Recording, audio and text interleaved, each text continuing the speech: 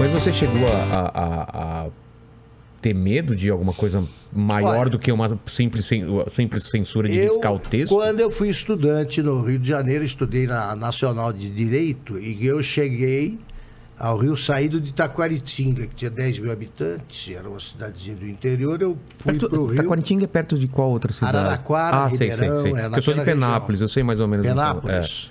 Penápolis. Bauru. Penápolis disputou com o Taquaritinga, se eu não me engano, que é de cidade contra cidade do Silvio Santos. Olha só. É isso aí.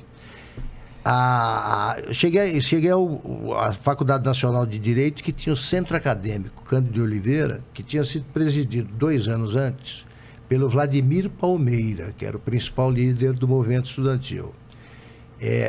O centro estava fechado, então nós fazíamos eleições, reuniões no bar da esquina.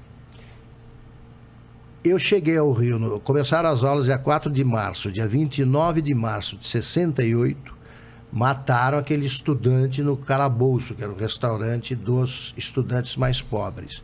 Começou o movimento estudantil, eu me elegi terceiro vice-presidente do Centro Acadêmico, era o Caco Livre, em junho, e a partir daí eu frequentei mais os corredores que as salas de aula. Claro. Então, eu nunca me formei, fiquei 2 anos.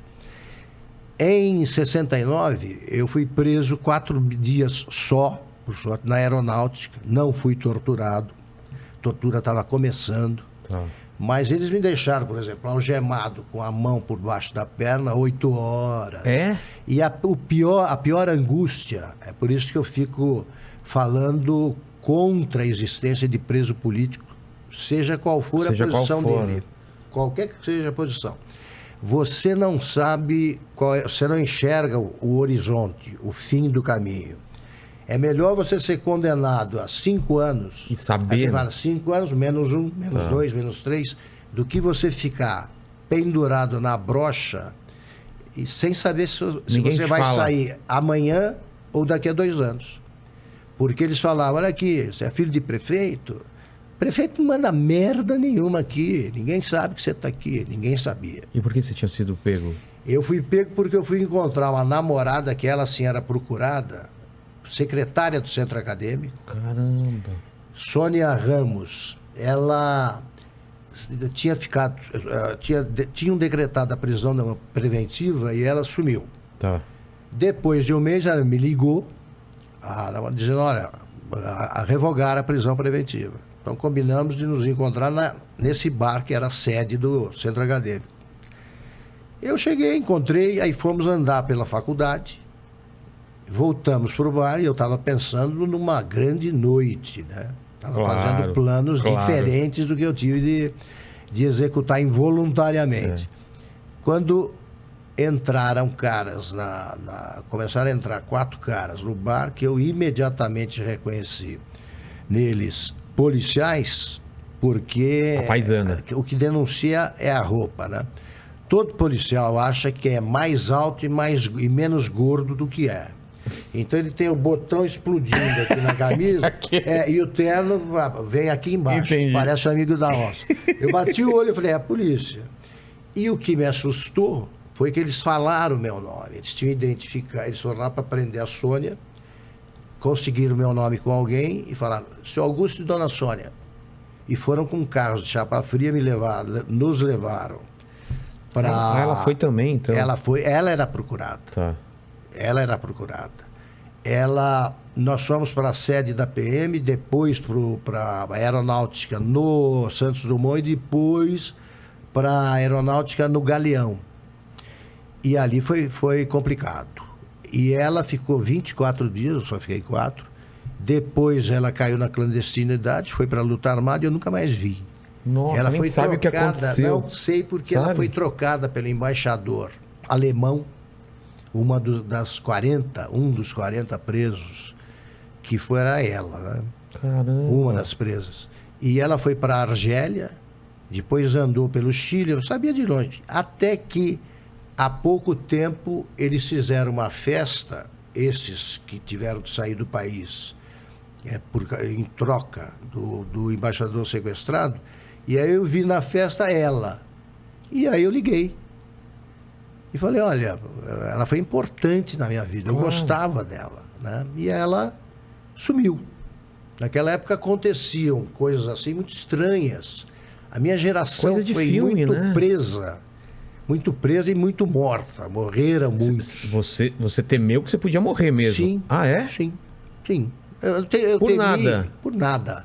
Por acharem que você está envolvido em alguma coisa? Nunca não fiz, não tive participação efetiva na luta armada. Então, não estava preparado para isso. Entendi.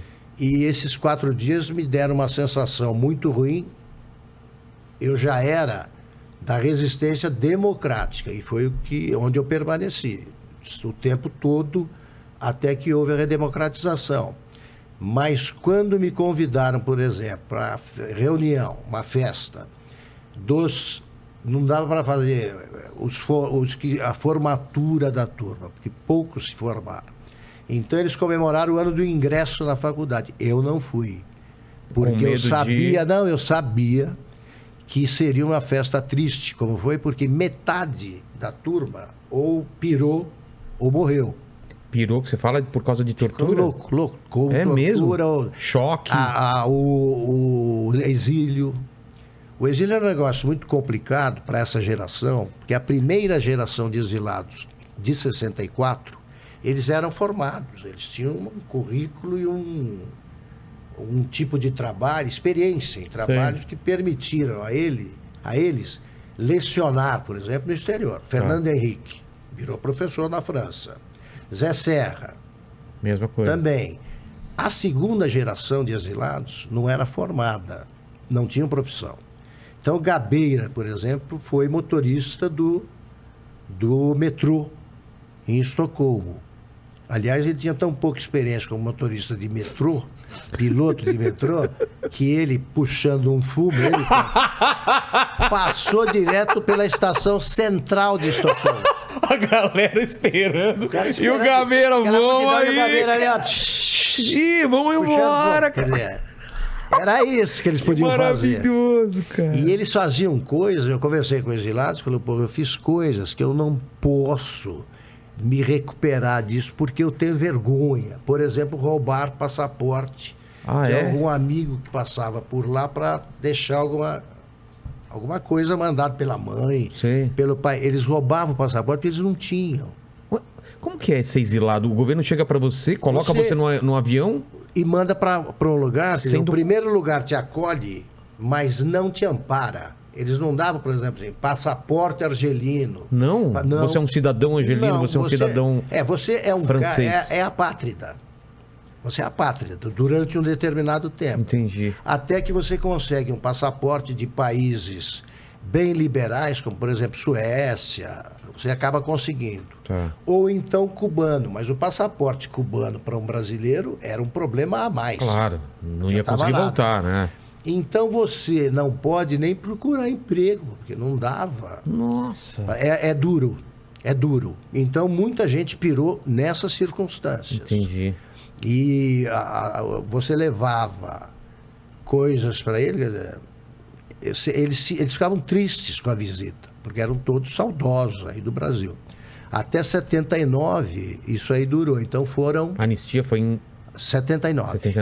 Então, a parte muito dura da ditadura pegou o período de 69 a 79. A parte dura. Entendi. Dura. E porque tudo isso ocorreu. Porque a gente pensa em exílio como uma coisa legal. Os caras estavam na França, os caras estavam vivendo bem. É legal por exemplo, por Fernando Henrique. Não deixa de ser angustiante. Chico Buarque. O JK, o Juscelino Kubitschek, foi angustiante para ele. Ele queria ficar no Brasil. Ele era um cara brasileiro. E ele foi mandado para onde? Ele foi para a França, tá? É um belo país. Mas ele queria voltar. O Jango... ele gostava de voltar do Uruguai para ficar vendo da fronteira o Brasil. Olha só. E não pôde se voltasse, voltar, era preso? Preso imediatamente. Imediatamente. Não deixavam. Caramba. E aí você tinha, quando houve a volta dos exilados, aí que o país começou a ficar mais democrático. Mas a eleição direta do presidente esperou mais 10 anos. Foi em 89. O movimento direta já. Collor contra o Lula. Movimento Diretas Já foi depois. E o Tancredo? Não, depois, foi antes dessa aí. Tá. O Tancredo... Tancredo versus Maluf, não era? Houve o Movimento Diretas Já. Certo. O Tancredo Neves dizia, ele era um dos mais brilhantes políticos que eu já vi. Tem uma lembrança tão boa dele. Mas né? era de uma lucidez. Ele falou o seguinte, eu ouvi dele. Ele falou, esse movimento é muito bonito, mas é lírico. Não vai ser aprovado. Qual? Do Diretas Já. Ele falou, não vai ser aprovado. Então nós temos de nos preparar, o Congresso. Tá. Tinha de aprovar por uma maioria qualificada, 2/3. Não dava para chegar. Porque eles escolhiam... a turma entrava romanticamente, Ulisses Guimarães, os jornalistas, tá? Então você queria acreditar. E o Tancredo falou, nós temos de nos preparar para o colégio eleitoral, que era você disputar contra o candidato do governo. Foi o Maluf. O Tancredo Neves disse o seguinte durante a campanha, olha aqui, mais importante que escolher aliado é escolher o adversário. E eu vou tentar forçar a Arena a indicar o Maluf. Porque como o voto é aberto, é mais difícil para o cara dizer assim, Aureliano, né? É mais difícil dizer Maluf do que Aureliano. O Maluf pela imagem do já Maluf. tinha aquela imagem do ladrão, do rouba mais faz, já tinha? Tudo. Só que o Maluf, ele conseguiu o apoio do Figueiredo, que era o presidente, e conseguiu a maioria já era o PDS, o partido, que era presidido pelo Sarney. Então o Tancredo começou a fazer alianças com os que defendiam a candidatura do Aureliano e do Andreasa. E eles saíram do PDS e formaram a Frente Liberal para apoiar o candidato do MDB. Foi o Tancredo. Ele fez uma campanha como se fosse direta. Era a multidão apoiando. Eu lembro das bonita. imagens, né? E ele foi eleito em 84. Praça da Sé, talvez, não é? Também. Aquela imagem... Na Praça da Sé você teve os dois comícios. Teve? Da Diretas Já e do Tancredo. Tá. E o Tancredo, ele fez... o discurso da vitória dele era uma peça literária, maravilhosa. Ele mesmo escreveu? Ele mesmo escreveu. Então, tinha um trecho assim. Ele veio de onde? O que ele era? Minas, né? Mineiro, ele era advogado.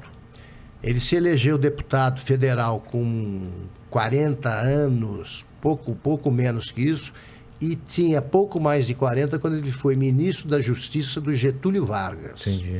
O Getúlio, com o suicídio, quando houve o suicídio, o Tancredo foi um dos 3 ministros, só que defenderam a resistência. Ele disse, se o senhor me der ordem, eu prendo. Não, o pessoal da oposição que está tentando golpe. Tentando golpe. E ele fez um discurso, foi um dos que discursaram à beira do túmulo. Então ficaram marcados como grandes políticos. Né? Ele era uma grande promessa. Quando ele foi presidente, ele já tinha 70, ele era conhecido bem velhinho, como um dos mais brilhantes negociadores e cara corajoso. E aí ele falou, ele tinha citações literárias com o êxtase e o terror de haver sido escolhido, entrego-me hoje, como diria Rimbaud, entrego-me hoje ao serviço da nação. Um negócio tipo Churchill, bonito. E aí, como disse o Milor Fernandes, nós dormimos com o Tancredo e acordamos com o Sarney. Não dá.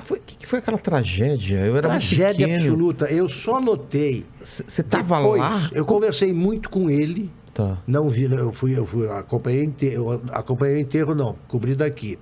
Mas eu conversei com ele várias vezes durante a campanha e só percebi, eu sabia dos gestos dele. Ele gostava de ficar, quando ele estava um pouco tenso, ele mordia a gravata, ele enrolava a gravata.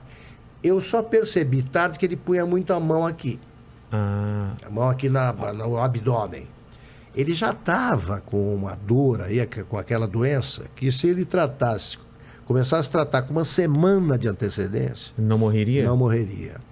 Quando ele foi operar, a cirurgia foi acompanhada por gente de terno que tinha vindo da rua, coisa horrorosa. O Antônio Carlos Magalhães contou, olha, eu cheguei, ninguém me parou, é uma espécie de UTI. Claro. Então eu estava cercado de gente que trazia tudo que podia dar uma doença virótica e trazia na roupa.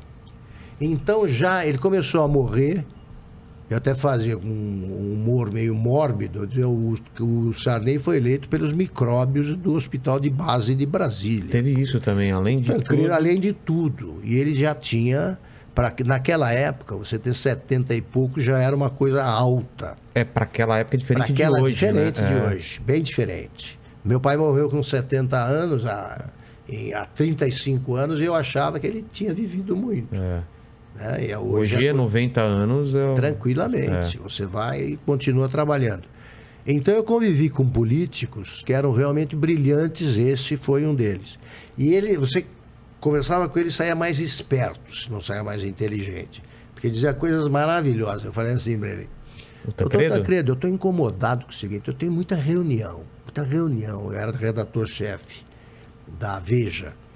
E ele falou: como é que é essa... Que reunião você tem? Dá um exemplo. Eu falei: 9 da manhã tem reunião de pauta.